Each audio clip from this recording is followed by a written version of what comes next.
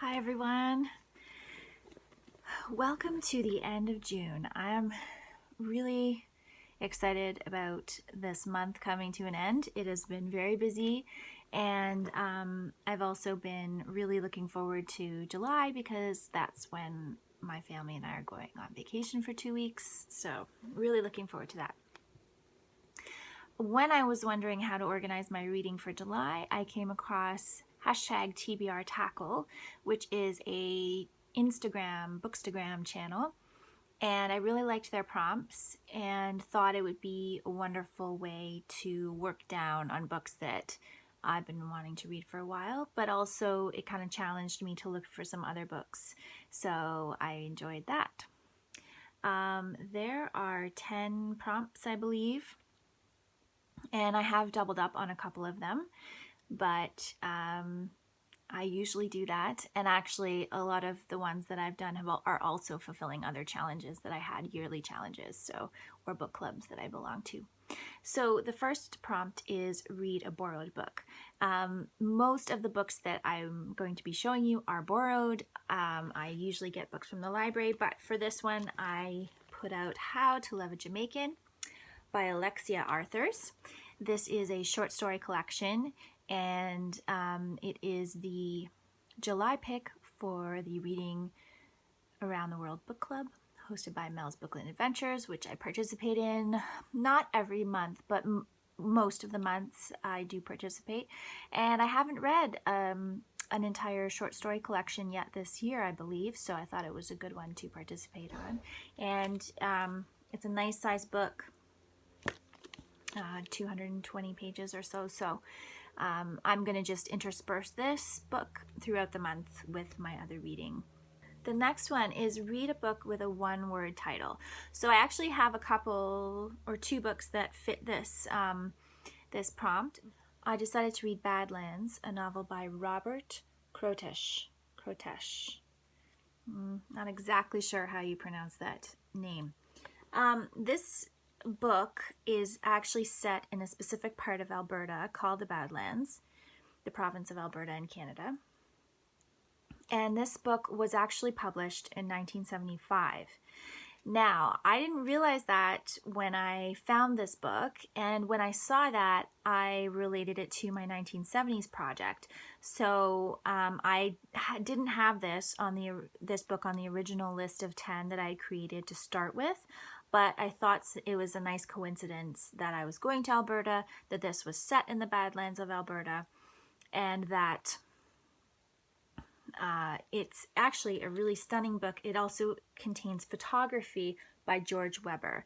So it's the novel at the beginning in kind of a more coffee table style book. It's kind of an awkward book for actually reading, but this is photography of the Badlands in Alberta, and the story is about a explorer who goes to the Badlands during the early 1900s and is looking for dinosaur bones to get rich. And you're also hearing the perspective of his daughter, whom he had very little to do with. She just he conceived her and he left, and he would leave her mother, and go off back into the Badlands to do his dinosaur research.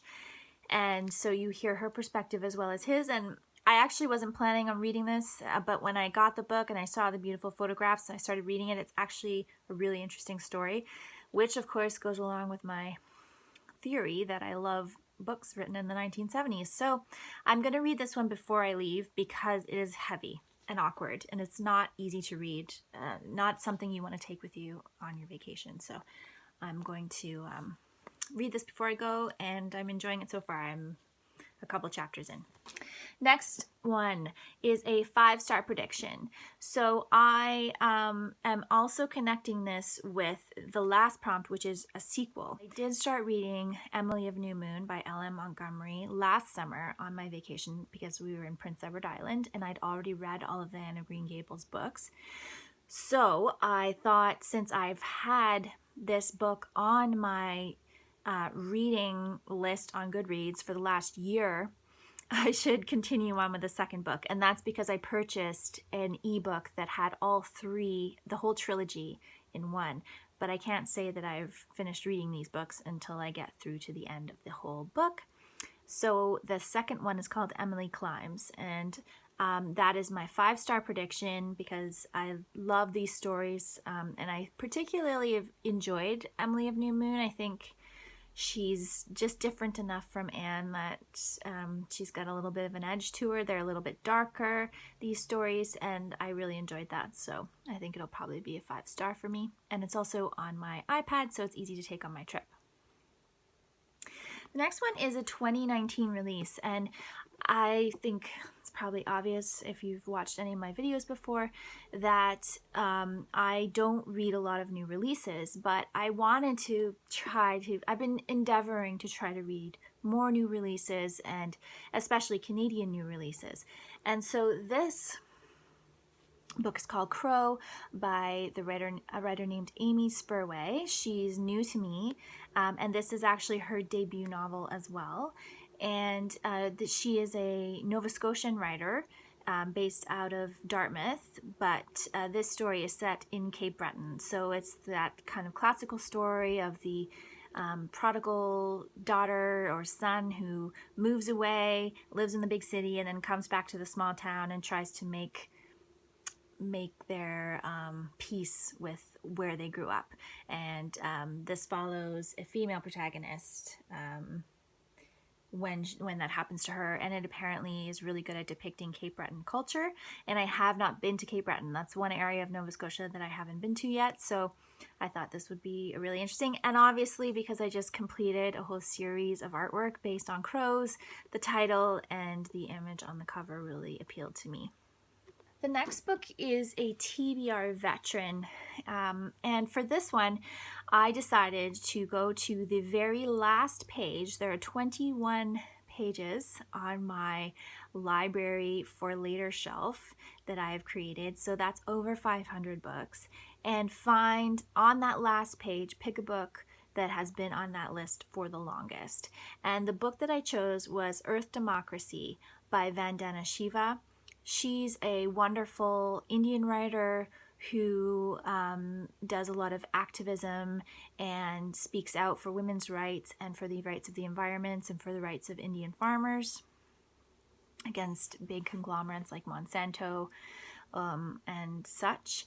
And I've had her book on my list since I believe 2011, so I thought that would be a really great one. And I think that's going to be one of my strategies going forward, is that I will try to go to the oldest books on my list and move backwards and try to get those books read before I'm adding a whole bunch of new ones. I'd like also to keep the list at 500. Right now it's just over 500 at 514 or 511, and if I can just keep it at 500, so getting them off, but as I'm adding new ones on, that would be great.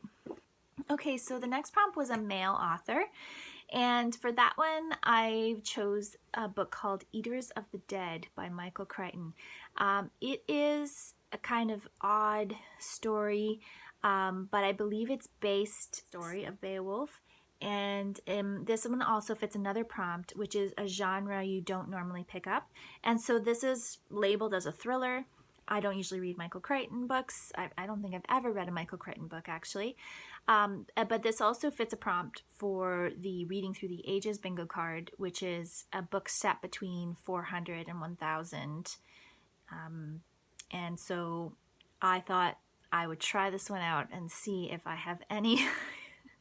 if it in any way is appealing to me. I have no idea. I have read Beowulf. I read it for a classical literature class many years ago, so I am familiar with the story, and I thought it would be interesting. It's actually from the perspective of an Arabic traveler as he encounters the Vikings, I believe. So we'll see if I like that one or not.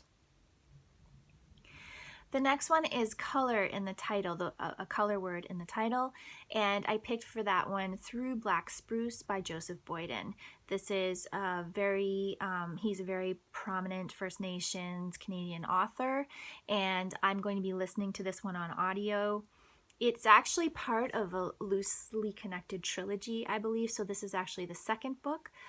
But I think they kind of stand alone as well, at least I'm hoping so. So I'm going to go ahead and read the second one before I read the first one.